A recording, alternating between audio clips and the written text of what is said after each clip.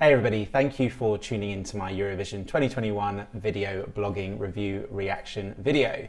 So today we're sticking with semi-final number one and we are looking at Azerbaijan. So Azerbaijan 2020 gave us Efendi's Cleopatra. Now, disclaimer, I wasn't totally won over by Cleopatra initially.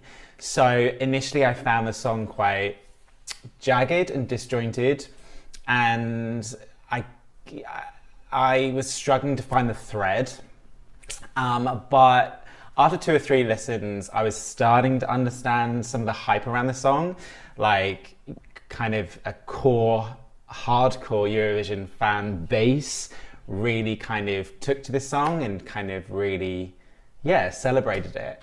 I think it wasn't until I saw the video did I then understand the theme and the package as a whole. I think that's the thing with Eurovision sometimes. It's not just the song, obviously, it's everything, right? The song, the performer, the backing dancers, the backing vocals, the choreography, the lighting, the staging, the attire, the costume. So when I saw the video, I kind of understood it a bit more, the kind of package, the full package that Azerbaijan were bringing last year. And I think that's why I was quite gutted that, well, there was lots of reasons why I was gutted that 2020 just didn't happen in the end. But I really wanted to see whether Azerbaijan were going to kind of bring in elements from their video onto the stage in Rotterdam. So I've missed any communication whether that happened. I know some artists and some kind of production teams from countries last year did disclaim that this is what would have happened, or this is the staging or whatever. I don't remember Azerbaijan saying kind of what they were going to do with the staging. Maybe they hadn't decided by that point, by the time it was cancelled. But nonetheless, last year was such a strong entry, and there was a lot of hype and expectation around Azerbaijan this year to see whether they would deliver again. So no pressure, Efendi. Now, basically, Azerbaijan did the right thing, and I've spoken about this on multiple videos that I've done about my kind of belief that broadcasters should have invited their 2020 entry into 2021. I think that was the right thing to do. So thank you, the Azerbaijani broadcasters, for deciding to stick with Efendi, who is evidently a very talented artist from Azerbaijan, and giving her the ticket for 2021. So yeah, basically I have heard this song already, and I've disclaimed in other videos that that is the case. Like when a song drops, like it's obviously really hard for me not to listen to it. So all songs this year I have listened to, but I've limited it to audio. I've limited it to as best as I can to once, and I've also really strictly not listened to any song in the last couple of weeks to be as fresh and authentic for these review reaction videos. Now, before I listened to Azerbaijan's offering this year, Efendi's offering, Matahari, I had seen things on social media saying that the comparisons with Cleopatra were obvious, to say the least. So I think my first and only time listening to Matahari, I think I was clouded by that, and I was literally just listening to the song and judging to what extent it was similar to Cleopatra, rather than actually judging the song in its own right. So I am actually looking forward to going back to this song and actually trying to look at this as a separate package and limiting, if I can, the comparisons with Cleopatra. Now, from memory, I think that will be difficult, and I'm sure I will make reference to Cleopatra when I watch this and talk about it afterwards, but I will do it appropriately and give Matahari the respect that it deserves, because it's, at the end of the day, look, the Azerbaijan broadcaster and the EBU have approved this song, so it has to be different enough. So yeah. Right, let's have a look. So Azerbaijan, Efendi, Matahari. Disclaimer, I don't know much about Matahari. I know it's a spy. I know it's a lady. I know she's famous. So Efendi's going to educate me.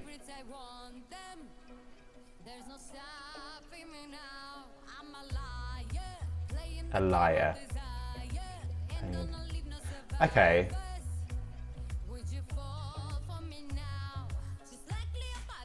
Okay, so she's taking characteristics of a spy in Matahari. I'm struggling to see a thread with the song in regards to what they're singing about. Like Cleopatra, you got it right, and you got the historical references. Like when she said whether I'm straight or gay or in between. Like we're aware of Cleopatra's potential spectrum on the kind of sexuality, right? So that made sense. But Matahari's a spy. Undercover. Dangerous lover. Drinking my poison. I think I'm going to have to research Matahari, I think.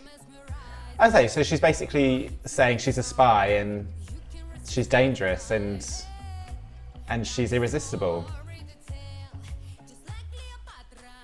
Well, I mean, I was saying I can't compare it to Cleopatra. Well, she says Cleopatra.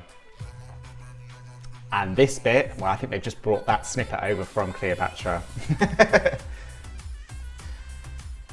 More so than Cleopatra, those ethnic instruments are coming through more. I don't remember that in Cleopatra. Like Cleopatra was just a general poppy sound. Those instruments sounds more geographically relevant in the area that Azerbaijan's in, which I like. I love drums. Remember, this is the first time I'm seeing this video and I'm already underwhelmed purely because the video of Cleopatra was epic and it elevated the song for me. But this is slightly underwhelming. Even the choreography I've been slightly underwhelmed with. Let's go. I remember this when I listened to it. This end, it's just like, Mom! As in, and she can really go to town with dancing because it's at the end of the song, right? So she doesn't have to worry about kind of running out of breath and singing.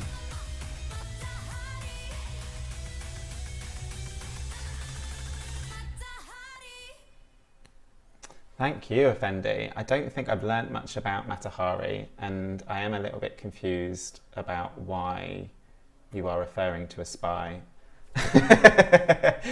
But let's park that. Okay, so what is quite interesting is, okay, so, right, let's deal with the elephant in the room. Is it similar to last year? Yes. So we've got that kind of which I would say is iconic. And when I think of Cleopatra last year, that's the first thing that comes into my head. She refers to Cleopatra in the song, but I quite like that because ultimately, don't get me wrong, she's not saying, you know, reference to last year, I'm doing the same thing. That's not what's happening here, but it's ultimately just like acknowledging her last year entry. And like a lot of songs have done that this year, but in different ways. So the Roop in their music video starts off with the dancing and the attire from last year. The Mummers in their Melody Festival started with their outfit from last year. So a lot of people are kind of making reference to last year. So I have no issue with her saying Cleopatra. I think that's her way of doing that, really, acknowledging last year's entry. So I have no issue with that. For me, look, this sound for me is Shane fodder, and what I mean by that is I'm a sucker for a pop song with like an Eastern vibe. I mean, I still think Javine's Light My Fire from the UK suffered because of Helena Paparizza's song that year, because they were similar-ish. Like, I do like a song that has a real Eastern vibe, so I can't deny that I do love this, regardless of the similarities to Cleopatra anyway. I like this one because, right, here we go. My first listen of this song is better than Cleopatra. As I said, I found Cleopatra slightly disjointed and struggled to piece it all together as one kind of unit song from the first second till the end, where for me this one builds and then you get to the end and you're satisfied. It gives you exactly what you want from a song with this sound. And yes, I have slight issues with the lyrics of the song. Like, I felt with Cleopatra, she was referring to Cleopatra in in a way where she was making reference to it to build a song, and it made sense. Like there was a kind of a sensical story, where some of this is nonsensical, my vibe. But I don't think I'm saying anything new there, and I'm not trying to take someone else's ideas, but I have spoken to one or two people who have made reference to that. So when I was watching that video, I was listening out for the lyrics to see if it was justified to say that some of it is a bit nonsensical, and it's true. But at the end of the day, oh my goodness, like how many songs do I love that are nonsensical? Like I like Belgium's Ulysses, which I'm aware I'm pretty much on my own on that one. But like, that was gobbledygook. That was a made up language. I love Molitva. Do I speak Serbian? No. Do I understand Serbian? No. Do I love it? Yeah. So I don't really care about lyrics. So for me, that doesn't discredit a song at all. So for me, like I said, it's difficult because I'm massively biased because I love this sound. And I think she delivers this sound really well. And that song is, actually, I quite like it. Okay, so let's deal with the elephant in the room. I thought I had. Let's go back to the elephant in the room. People's issues with the comparison to last year. Now, firstly, do I care? No. For me, I wanted the 2020 songs to carry over to this year anyway. So I was gutted that a lot of my favourites basically were never given the opportunity to be showcased on the Eurovision stage. So the fact that she's bringing over the flavour of Cleopatra this year, I've got no issue with at all. Second of all, why not? Because at the end of the day, it was very evident Cleopatra was a fan favourite, not even just a fan favourite. Like in the bookies, I remember it being quite favourable, and people generally liked that sound. And I remember like afterwards, I think some TV shows in different countries did their own version, and I remember Cleopatra coming out quite well. When some countries did. I remember, I can't remember, I don't want to lie because I can't remember, but I remember some countries did their own version of Eurovision, showed the videos, and I remember Cleopatra doing quite well. So I think it would have done quite well. So they know that Cleopatra was gonna be successful. They know that the sound was good. So why not be inspired by that sound this year? I mean, Iceland's package this year is within the same sound. Obviously, yeah, it's bit more different than Cleopatra and Matahari, okay? But I just want to give two examples where, just to justify why I have no issue with the similarity. Well, I've got three. Number one, the EBU have already approved it. If it was too similar, it would not have been approved. So that's the first thing. The other two things, so I'm a Little Mix fan, girl band from the UK. And one of their most successful albums in regards to sales, if you go and look at the reviews, there's a lot of reviews that came out as kind of like 3 out of 5. And it was because music reviewers felt that the album didn't flow. And what they were basically saying is they'd gone away to different songwriters, got lots of good radio-friendly songs, put them together in an album and sold it. And so they were called out a little bit on that in the sense that there wasn't a sound that basically went through the album. Now, if I take another album, and I was thinking about this earlier before I was going to make this comment, trying to think of a case study whereby, you know, an album has a sound that runs through. Now, this is an old example, but Cher's Believe album, I know that's such a lame example, I'm so sorry, but Believe, Strong Enough, All or Nothing, 3 singles off the album, very similar sound. Is that not what albums are about? Aren't albums packages of a sound of an artist at a particular time of their career? So wouldn't we be more baffled if she came with a completely different sound? I mean, I'm saying that, I'm contradicting myself. I reviewed Malta earlier, that was a completely different sound, but it seemed that actually it didn't matter because whilst the sounds are different, both sounds seem to suit Destiny's like personality. But maybe I know Destiny a bit more than I know Efendi, and so I kind of know the genres that Destiny can sing, and it will suit her character, and you're not feeling like you're being cheated and it's not authentic. But I feel Efendi's just giving another song that represents the sound that she's currently working on, right? I mean, you know, you would expect after this an album, and that album should have that similar sound. So I have no issue with the similarities between Cleopatra and Matahari. Selfishly, because I liked Cleopatra, so why would I not want to have a kind of Cleopatra 2021 version? No issue at all. But I think it's still different enough, and it takes the good things from Cleopatra and it adds in other good things. Like I said, I don't really recall those kind of those ethnic instruments being showcased in Cleopatra as it does in Matahari. So for me, I quite like that. And this one doesn't seem as disjointed and broken as Cleopatra did. So there are things that I wasn't initially was skeptical or critical of Cleopatra, which seems to be mopped up a little bit in Matahari. So I'm a fan. I have no issue with it being similar. I think this is a surefire qualifier. It's definitely going to qualify. It's definitely going to be on the left-hand side of the board.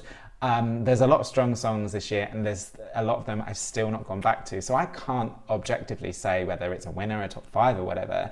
But this sound and this production should do well, right? I mean, the video is underwhelming, as I said, but each country right now are going through completely different stages in regards to COVID. I don't know. The fact that she's there with backing dancers in close proximity doing choreography, probably, maybe, in Azerbaijan, is blimmin' good with the situation on the ground. All right, it's unrealistic for countries to deliver videos like they did last year. We're all under restriction, surely, particularly within this part of the world. So, yeah, I think I need to put that aside. That's unfair to say Cleopatra's video was better. That's probably unfair. So yeah, those are my thoughts. Please do let me know what you think. I am genuinely interested, and people do comment on other videos and I do respond because I do like learning, and I do like being corrected, or I do like kind of positive constructive criticism and all of that stuff. So, and also please do subscribe to my channel to follow my Eurovision 2021 reaction review journey, and generally hopefully moving forward kind of all things within the Eurovision world. Yeah, that's the dream, I guess. So yeah, until next time, stay safe.